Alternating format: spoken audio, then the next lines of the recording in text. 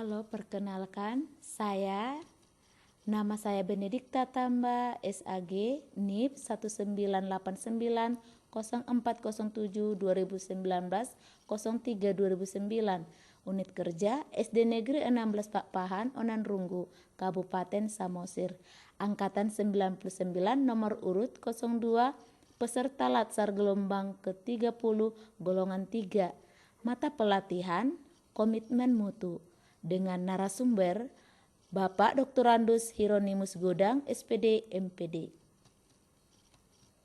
Saya akan memaparkan tentang komitmen mutu. Komitmen mutu menurut KBBI adalah perjanjian atau keterikatan untuk melakukan sesuatu. Mutu menurut KBBI yakni ukuran baik buruknya suatu benda, kadar, taraf, atau derajat kualitas.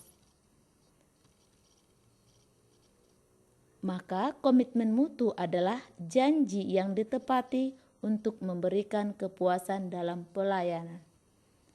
Ada 4 yang perlu diperhatikan dalam komitmen. Yang pertama, efektivitas, efisiensi, inovasi, dan mutu atau kreatif.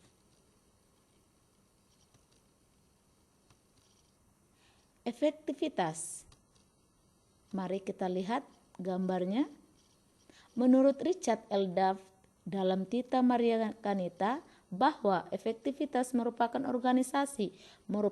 sejauh mana organisasi dapat mencapai tujuan yang ditetapkan atau berhasil mencapai apapun yang coba dikerjakan.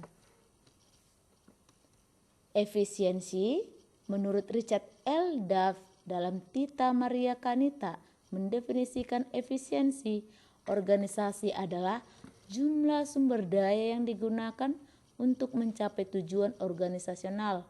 Efisiensi ditentukan berapa banyak bahan baku, uang, manusia yang dibutuhkan untuk menghasilkan jumlah keluaran tertentu. Kita lihat gambarnya. Ada time, cost, quality. Inovasi adalah menurut Richard L. Duff dalam Tita Maria Kanita bahwa barang dan jasa adalah cara utama di mana suatu organisasi beradaptasi terhadap perubahan-perubahan di pasar, teknologi, dan persaingan. Kita bisa memperhatikan gambarnya. Inovasi muncul karena adanya dorongan kebutuhan organisasi atau perusahaan untuk beradaptasi dengan tuntutan perubahan yang terjadi di sekitarnya. Perusahaan dipicu antara lain oleh pergeseran gaya hidup, peningkatan kesejahteraan, perkembangan ekonomi, pengaruh globalisasi, serta kemajuan iptek. Mutu atau kualitas.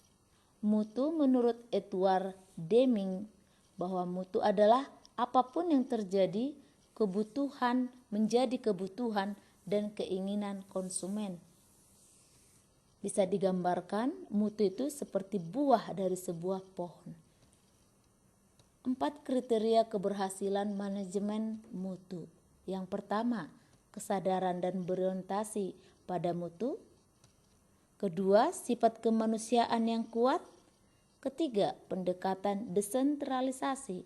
Dan yang keempat adalah TQM yang menyeluruh.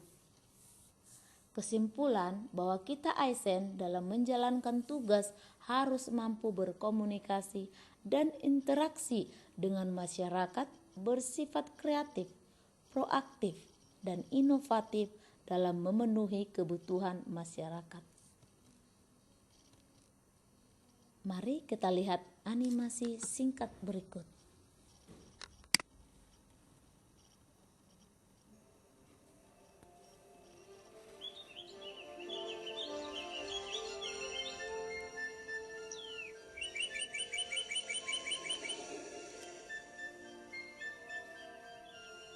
Anak-anak, Bapak mau dongeng kisah negara semut. Wah, pasti bagus ceritanya. Tentu saja, Bapak mulai ya. Alkisah di dunia semut ada bangsa semut coklat yang dijajah selama ratusan tahun oleh semut merah dan berhasil melepaskan diri untuk mendirikan negara yang merdeka dan berdaulat. Setelah merdeka, bangsa semut coklat berusaha membangun bangsa yang besar dan sejahtera dan berusaha untuk membangun segala hal mulai dari dasar. Masyarakat semut hidup dengan rukun dan saling bahu-membahu.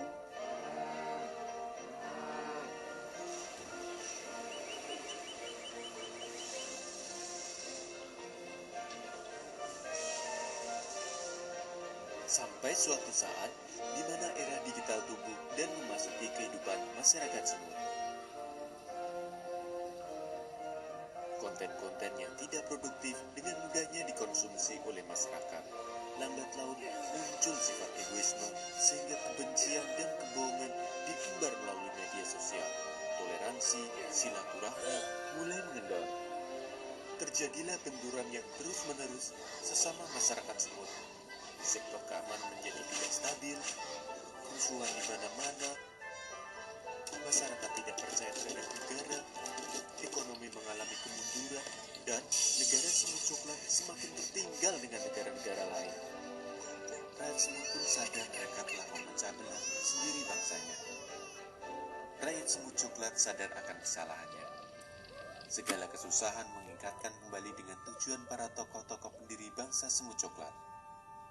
Mereka membuat kesepakatan untuk berdamai, melanjutkan cita-cita luhur para pendiri bangsa, bahu-membahu membangun ekonomi dan sumber daya pengetahuan yang hebat di bidang sains dan teknologi, tanpa meninggalkan nilai-nilai luhur. 100 tahun kemudian, negara semut coklat berubah menjadi bangsa besar dan kuat baik secara ekonomi, sains, dan teknologi. Jadi, itulah cerita negara semut sampai menjadi bangsa besar dan sejahtera. Anak-anak, kalian sebagai generasi penerus bangsa Indonesia kelak yang akan membawa bangsa ini menjadi bangsa yang besar. Teruslah menjaga persatuan, berperilakulah baik satu dan lainnya, seperti falsafah sila kemanusiaan yang adil dan beradab, dan persatuan Indonesia. Betul anak-anak? Betul! Nah, demikian animasi singkat yang baru kita perhatikan, yang bisa memberikan dan membantu kita semakin memahami bagaimana komitmen mutu dalam tugas kita sebagai ASN. Komitmen untuk perubahan yang terbaik. Bila komitmen itu muncul dalam diri kita dan kita mampu menjalankan tugas dengan baik, kita akan menjadi berkualitas demi masyarakat. Sekian dan terima kasih dari penjelasan pemaparan saya tentang komitmen mutu dalam tugas sebagai ASN. Sekian dan terima kasih, salam sehat.